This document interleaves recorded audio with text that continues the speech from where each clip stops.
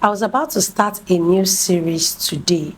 I just finished a series on cucumber farming. If you've not seen the series, please check it out. So I was about to start a new series today on plantain farming. But with the weather I saw today, I decided to just do this, will I call it conversation series, just to talk about things that I observed this farming season. Okay, so I'm filming this video the last week of October. What's today's date, Ghana? Today is 25th of October. So you guys will be seeing this video either this night or the next morning, which is 26th. So I woke up this morning and I saw harmattan.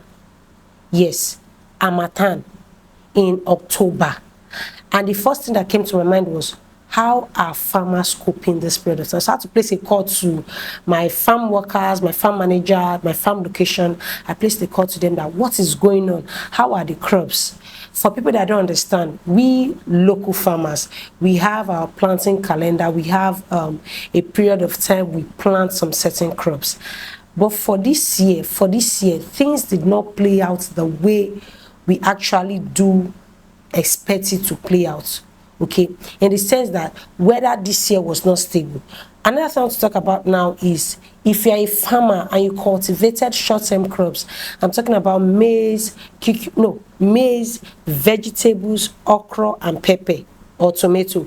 If you cultivated any of this crop, please let me know in the comment section what you faced this year, because I'm at the crossroad of something. Like there's a conversation going on about me being at fault or something like that.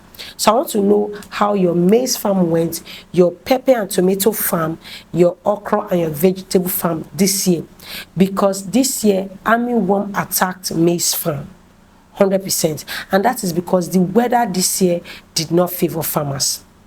Now, rain started very late this year. Rain started around May, and we had early August break. The rain stopped around July.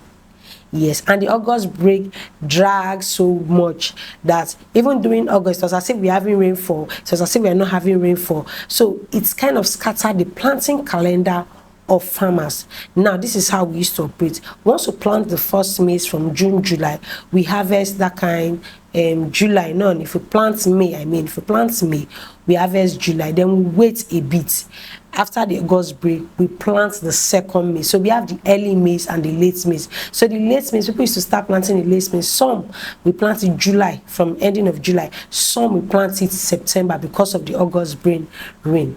Most of the farmers planted September. And I can tell you that I can count the number of times that it has rained this from September to October. Like I said, I just woke up this morning and I saw harmattan in October.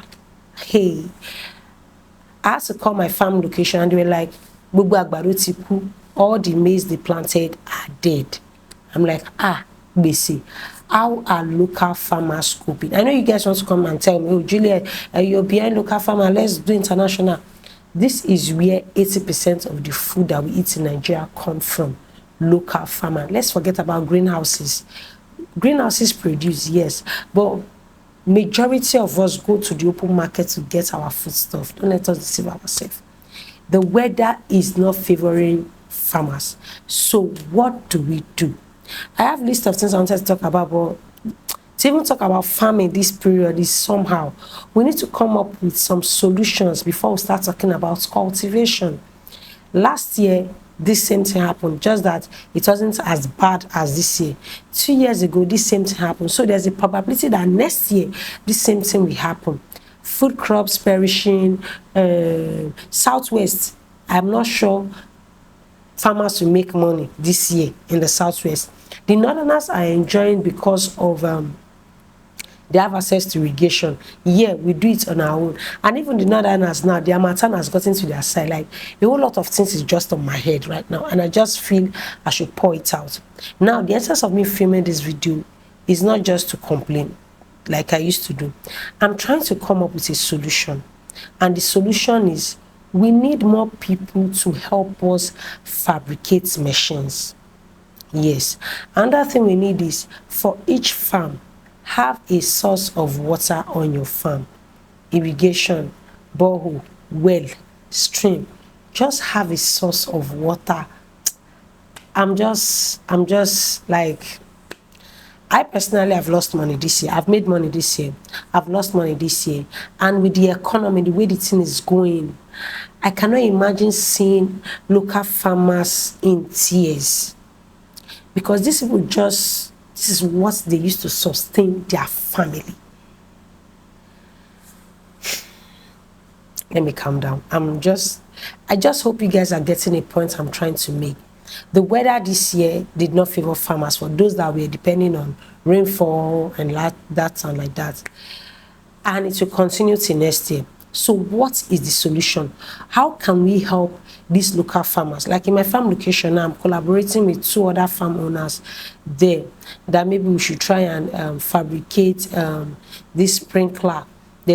I'll look for the clip. It's on this phone. I'm going to look for the clip and maybe insert this sprinkler. But for the sprinkler to work, we'll need a stream. So how do we do stream? We're also thinking of maybe digging will I call it a small reserve dam or so, like a small reservoir that if rain is falling, it will fall. We are just thinking of a lot of things. But the first thing first, we want to fabricate a sprinkler for farmers.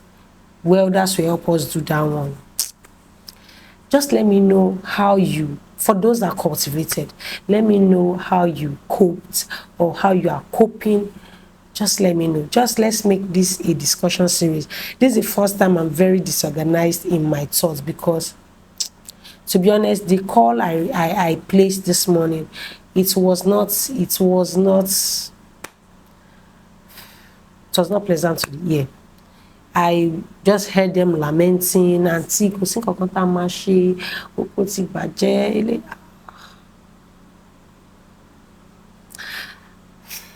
there's little I can do, but the little I can still do, I'm going to try my best to start with my community. Reach out to farmers in your community. We that we are learned, let's try and reach out to farmers in our communities to see how they are coping. If it's 1 naira, 2 naira, give them. Like I told you in my last video, what I do now is I bring the input. So if there's loss, we both lose. I bring the input, they cultivate, and we share the profits. But right now, I'm not even sure I'm going to do dry season pepper farming again. The way the weather is going, I'm not sure. Irrigation cannot help me. For those that want to say, Julie, why don't you do irrigation? For my own, I cultivate in large scale. So that's why I have to do time, and that's why I have a planting calendar. Don't let me bore you with this video. Just let me know if you cultivated maize and tomatoes this year. Let me know how you cope. Also, let me know how you're able to market your produce, because we had more produce in the markets this season, but they were wasting. Imagine bringing your produce all the way from the north to the southwest, and all the trailer load has gotten bad.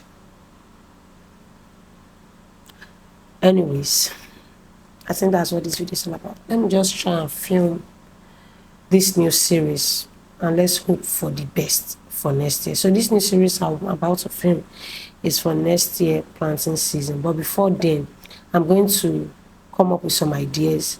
Then I'm going to do, after filming this series, I'm going to do more of discussion series so that we can find solutions to the problem for next year's cultivation.